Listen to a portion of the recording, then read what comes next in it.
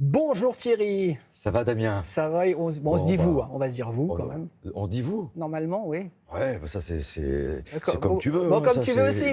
En tout cas, quel Bon, je bonheur. peux dire bonjour à Maud Mais quand bien même. sûr, Hein? mais bien sûr. Quel bonheur que cette pièce intitulée Sans rancune de Ron Clark et Sam Bobrick, adaptée par Jean Poiret au début des années 70.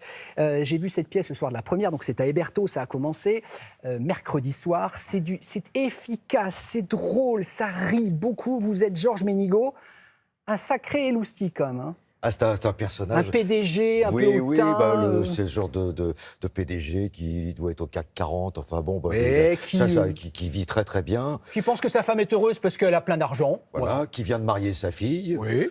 Et puis, d'une façon assez ostentatoire, enfin voilà, il est très très à l'aise. Hein.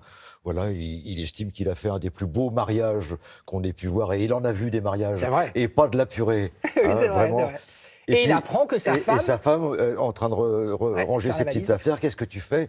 Je te quitte. Et voilà. Et voilà. Et à partir de là, tout se délite. Oui, voilà, parce que lui, il ne va pas supporter et il va tout faire pour tenter, très maladroitement, de rattraper sa femme. Voici quelques extraits, regardez. Qu'est-ce que tu fais? Je te quitte. Qu'est-ce que c'est que ce type? Il a quel âge? 30 ans. Bye bye Marie, bye bye. Vous êtes danseur mondain? Non, serveur. Oui, non, mais il y en a qui se font des bons mois, tu sais. Pourquoi est-ce qu'elle a fait ça? J'en sais rien. Non, parce que, soyons lucides, vous et moi, vous n'êtes pas beaux. On voudrait se marier, seulement on voudrait pas le faire sans votre consentement. Alors là, dis donc, t'es bien tombé avec celui-là. Hein. Garde-le, moi je te le dis.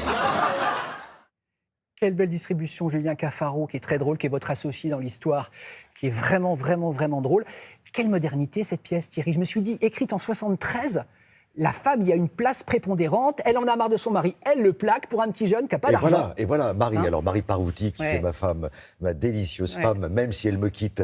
Et elle me quitte pour un pizzaiolo. Oui. C'est là aussi la modernité. C'est pour ça qu'il est odieux, parce qu'il ne supporte pas, lui, le PDG. Voilà, c'est ça qui est terrible et qui fait rire, c'est que, bon, son drame, c'est que sa femme le quitte, mais elle le quitte non pas pour un industriel ou pour un mec qui est richissime, pour un serveur de pizza.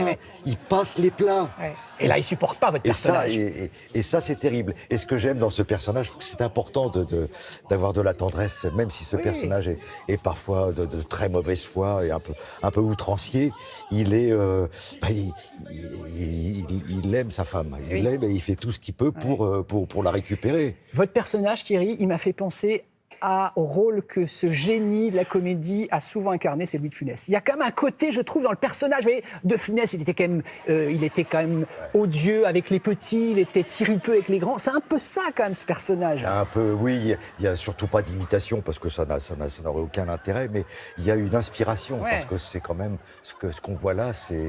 Et de Funès, dans votre carrière, on va dire, de comédien, il était inspirant pour beaucoup.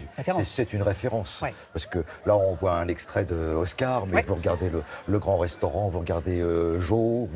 Là, vous avez... Il y a un moment dans la pièce où je propose 150 000. Oui, c'est ça. Pas déclarés.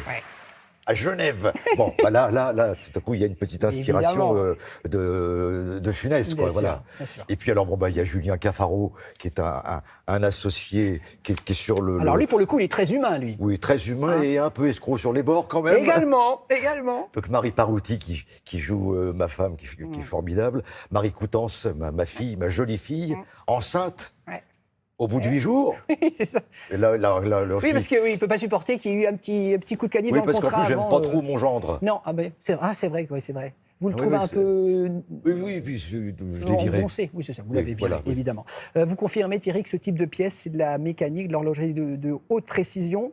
Les portes claquent, mais que ça doit claquer. C'est quoi? C'est à la demi-seconde près? Écoute, on a travaillé ensemble sur des pièces signées Georges Feydeau ou Courteline. Là, il faut vraiment une précision.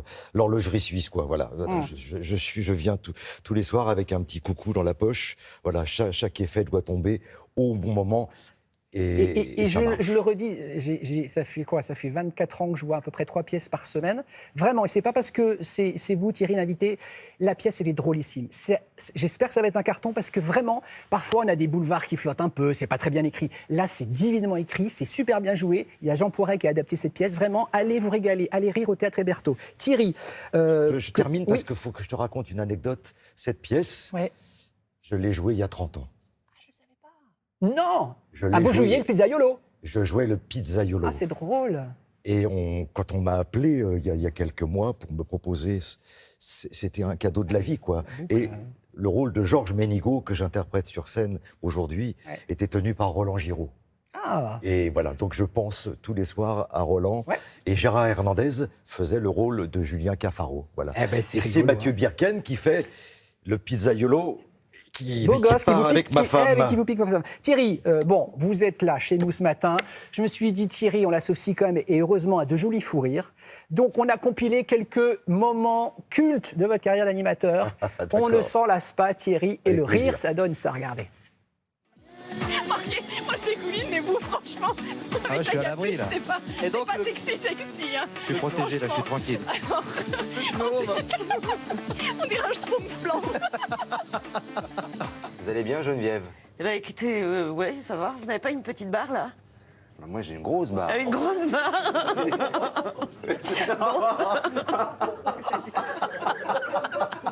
Comme on dit, c'est un entonnoir universel. Ah, Je t'explique. d'accord. Donc ça te partout permet... où on va, il s'adapte. Ça s'adapte. Ah, mais c'est merveilleux, vous vous rendez compte? Ça dépend des embouts que tu as. Attends, dis-moi avant. Comment je Tu te tiens en arrière. Tu te tiens en arrière. Fameuse couche. Bon, mais attendez, tenez-le. Fameuse couche, c'est bon, c'est bon. Voilà, Là, on se tient les les côtes. séquences, on va l'embrasser, Jacques Gourrier. Il nous a autorisé à rediffuser cette séquence. Qu'est-ce que vous êtes marré?